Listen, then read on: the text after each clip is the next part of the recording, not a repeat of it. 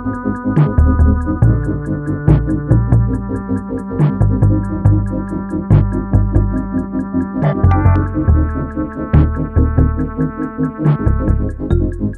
itu. Ya makhluk hidup ya hewannya harus kita perhatikan, dia punya hak hidup, tumbuhannya kita perhatikan, mikrobanya juga kita perhatikan, dan ini fisiknya, fisik kimianya harus kita perhatikan. Sosial ekonomi juga harus kita perhatikan. Masyarakat yang tinggal di tengah hutan, mereka mengambil kayu dari hutan, mengambil makanan dari hutan, ya itu hak dia, ya harus kita perhatikan. Budaya mereka, kearifan lokal mereka, kayak saudara kita yang di Baduy, saudara kita yang suku Talang Mama, saudara kita yang di Papua yang dia berpindah dari satu tempat ke tempat. Mereka juga secara budaya juga mempunyai hak, bahkan mempunyai kearifan alam dalam menjaga lingkungan. Termasuk juga masalah kesehatan masyarakat. Nah, kalau berikutnya lagi, ini ya, itu yang harus kita perhatikan di dalam rumah tangga kehidupan manusia tadi, di mana ada hewan, tumbuhan, ada lingkungannya, ada lingkungan sosialnya, lingkungan alamnya, lingkungan binaannya, dan sebagainya. Lalu di sini ada juga, karena saking luasnya ekologi, orang mempelajari hanya beberapa kelompok aja. Misalnya ini mempelajari kelompok organisme, beberapa kelompok namanya sinekologi. Ada juga yang mempelajari satu jenis saja, autekologi. Ada yang mempelajari habitatnya, tempat tinggalnya. Tempat tinggalnya di hutan, tapi faktor fisiknya mungkin ada. Faktor kimianya ada, faktor hayatinya nanti juga ada. Perairan tawar, faktor fisiknya ada, kimianya ada, faktor biotanya ada, faktor sosial budayanya juga ada, juga banyak. Kalau perairan tawar, perairan estuaria misalnya, ini biasanya daerah yang subur, banyak ikannya dan sebagainya. Karena faktor budayanya buang, ya bukan budaya, kebiasaan yang nggak baik, buang sampah sembarangan, estuarinya jadi kotor. Nanti estuaria bukan jadi tempat banyak ikan, tapi tempat banyak sampah.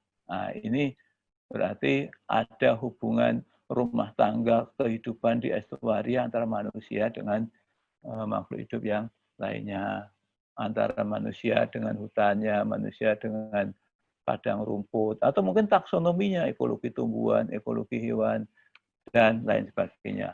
Itu terkait dengan ekologi, pengertian tentang ekologi.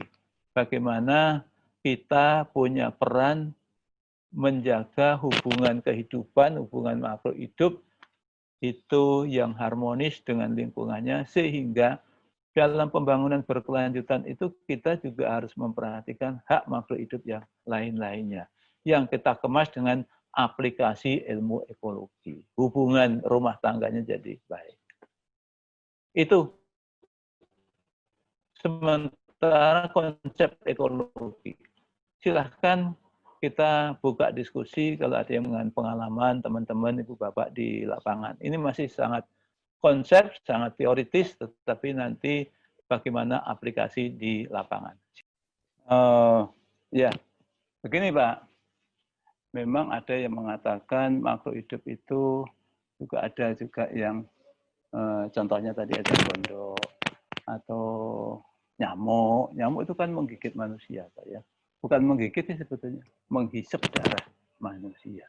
Lalu mengedarkan virus, menyebabkan penyakit, mengedarkan penyakit. Di satu sisi, ya, sampai dulu ada istilah harus diberantas, memberantas penyakit. Tapi sekarang istilah itu sudah diperbarui oleh para komunitas lingkungan, termasuk juga pertanian, mengendalikan sampai batas dia tidak mengganggu. Kalau dibilang eceng gondok itu mengganggu, bisa iya. Tapi kalau kita urut sebetulnya asal muasalnya eceng gondok, lalu kenapa dia bisa mengganggu, sebetulnya juga salah-salah manusia juga, Pak. Bukan salahnya si eceng gondok. Satu, ada yang tahu eceng gondok itu asalnya dari mana, Pak? Asal muasalnya. Itu bukan tanaman asli Indonesia itu, Pak. Dari mana? Dari Amerika Latin, Pak. Eceng gondok itu dari Amerika Latin. Dibawa oleh Ratu Belanda ke Indonesia, ditaruh di Kebun Raya Bogor, di Istana Bogor, di kolam, di bawah itu. Berkembang dengan baik. Lalu Ratu dari Thailand, Ratu Bhumipol, Pak, Ratu Sirikit datang, bawa juga eceng gondok dari Indonesia, bawa ke Thailand. Taruh juga di Istana Negara sana, Pak. Berkembang juga. Karena saking banyaknya, dibuanglah ke Ciliwung. Kalau yang di Kebun Raya Bogor, dibuang ke Ciliwung. Di upstream itu, Pak, pertanian, intensifikasi pertanian dengan pupuk. Nah, tahu sendiri saudara kita petani itu kalau pupuk itu karena harganya kejangkau, ya pupuknya berlebih. Plus curah hujan yang ada di Bogor dan sekitarnya tinggi. Dengan curah hujan tinggi dikasih pupuk, maka pupuk hanyut. Begitu hanyut, masuk ke perairan, sungai, ada eceng gondok. Eceng gondok berkembang dengan cepat. Dan akhirnya menyebar seluruh Indonesia.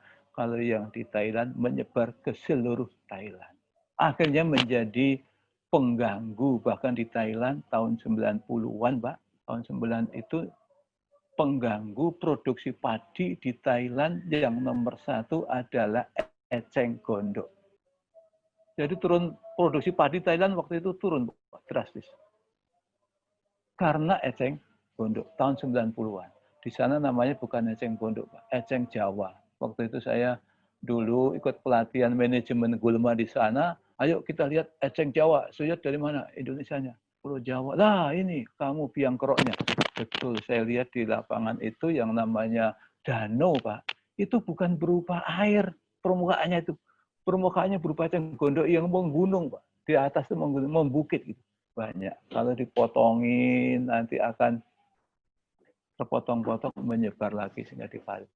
Itu masalah sebetulnya kalau kita urut sebetulnya masalah karena manusia. Bukan karena eceng gondoknya kalau mau disalahin. Tapi Pak, eceng gondok mungkin karena kita belum menemukan teknologi untuk memanfaatkan. Manfaat yang sudah dipakai sekarang bisa menyerap logam berat. Menyerap logam berat bisa. Tapi sekarang dunia barat juga kemarin kami diskusi dengan Ibu yang dari kajian Eropa itu dia bilang sedang mau mengekspor eceng gondok, Pak. Mengekspor eceng gondok itu digunakan untuk itu, Pak. Untuk spring bed, untuk sofa mobil segala macam. Mau mengekspor, ada tawaran. Nah, nggak tahu ini berlanjut atau tidak karena COVID itu. Jadi mengganggu itu bisa juga dalam rangka untuk penyeimbangan alam. Sekarang corona, Pak. Corona mengganggu, merugikan manusia. Tapi bisa juga, Pak. Ini dalam rangka untuk menjaga keseimbangan alam. Kan hasil penelitian dari NASA kan sekarang udaranya jadi bersih, getaran bumi menjadi lebih melemah, lalu airnya juga menjadi bersih dan lain sebagainya. Jadi apapun yang diciptakan di muka bumi ini sebetulnya akan memberi manfaat, cuma kita belum tahu manfaatnya. Contohnya tadi, pertanyaan, kalau menjadi bupati, punya hutan, apa yang mau dilakukan untuk pembangunan? Selama ini jawabannya banyak, tebangi Pak hutannya untuk kayunya. Gitu kan Pak ya? Kita manfaatkan kayunya.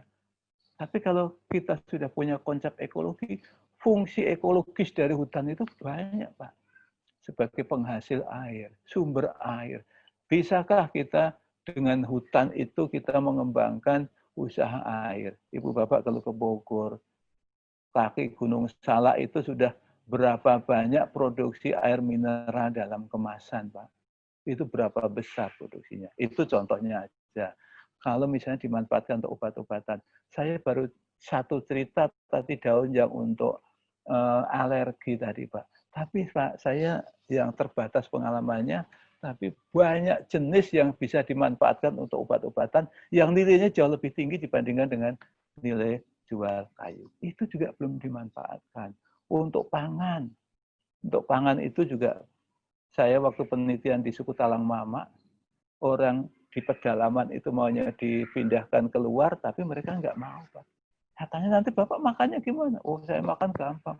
Di tengah hutan tuh ada hewan-hewan banyak, kami selalu kecukupan. Ikan juga banyak, ngambil ikan juga sekali lempar nanti bisa dapat banyak ikan. Daging banyak, daun-daunan juga banyak yang bisa dimakan. Loh, berarti mereka organik banget itu, Pak. Ya kan? Nggak ada pakai pupuk, ngambil dari alam. Mereka mau. Waktu dipindahkan keluar di pinggir jalan, tapi masih di hutan, Pak. Itu satu persatu setelah mendekati 2 tahun pindah kembali ke tengah hutan.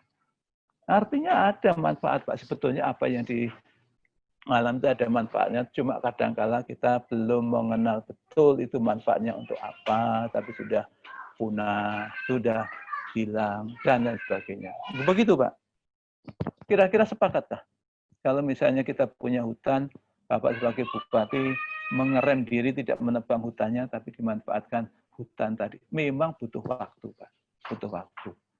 Nah, sekarang yang memanfaatkan produk herbal itu kan kita nggak banyak, Pak. Yang banyak memanfaatkan atau yang berjasa adalah itu. Kalau saya bilang penjual jamu gendong.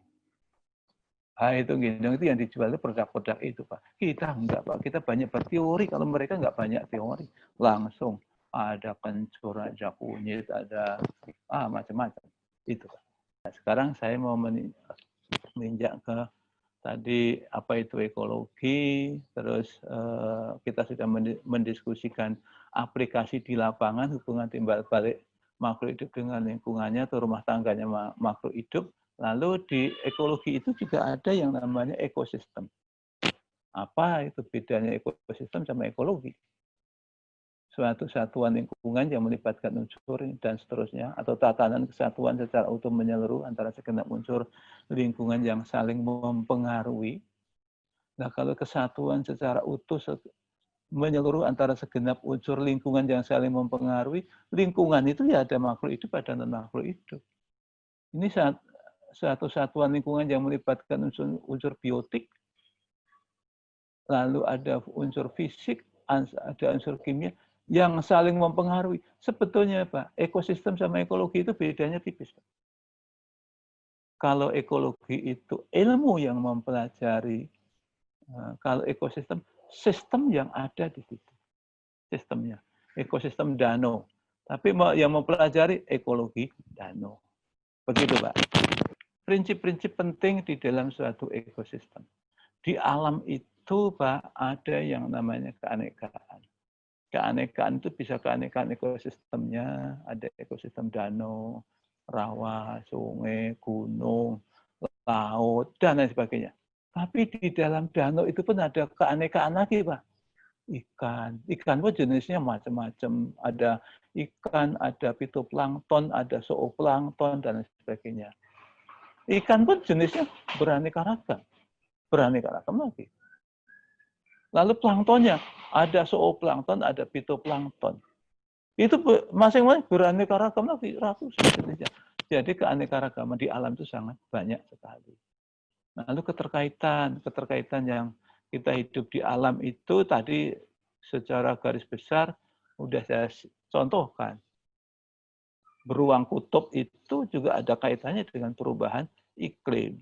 Ada kaitannya dengan ya mungkin bakar hutan atau bakar sampah di kita, kan nggak banyak, Pak, cuma sedikit. Iya, sedikit itu kalau 1 orang, kalau 1000 orang, 1.000.000 orang terus-menerus lama-lama juga di udara menjadi panas.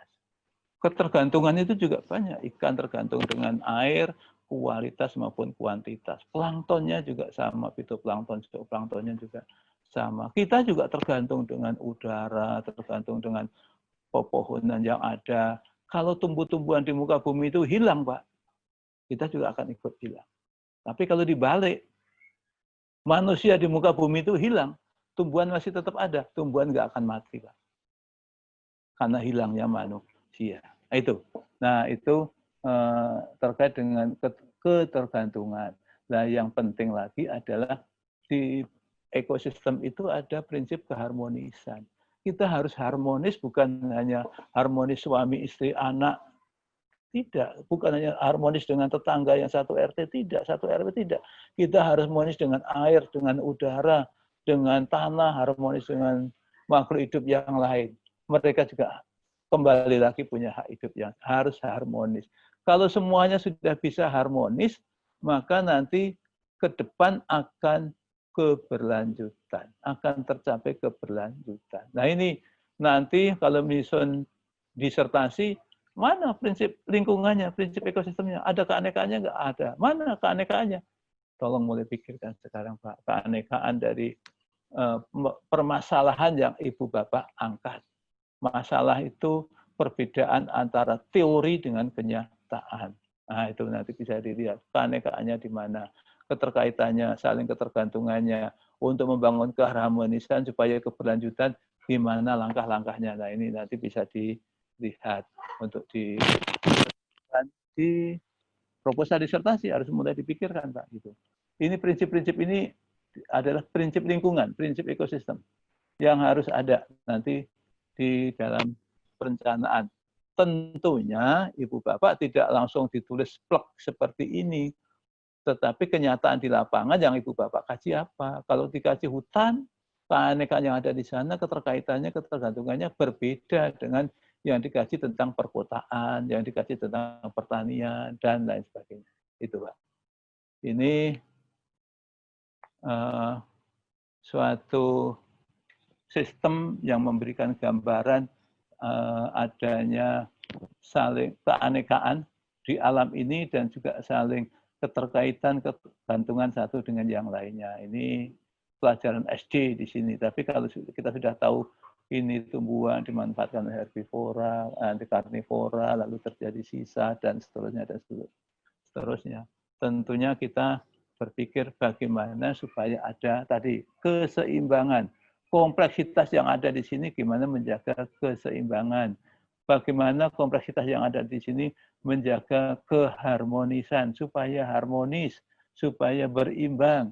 Itu kita harus berbuat seperti apa. Karena kalau hilang satu jenis di sini, Pak, nanti bisa berpengaruh pada yang di atas. Kalau ini juga terganggu, nanti bisa pada manusianya.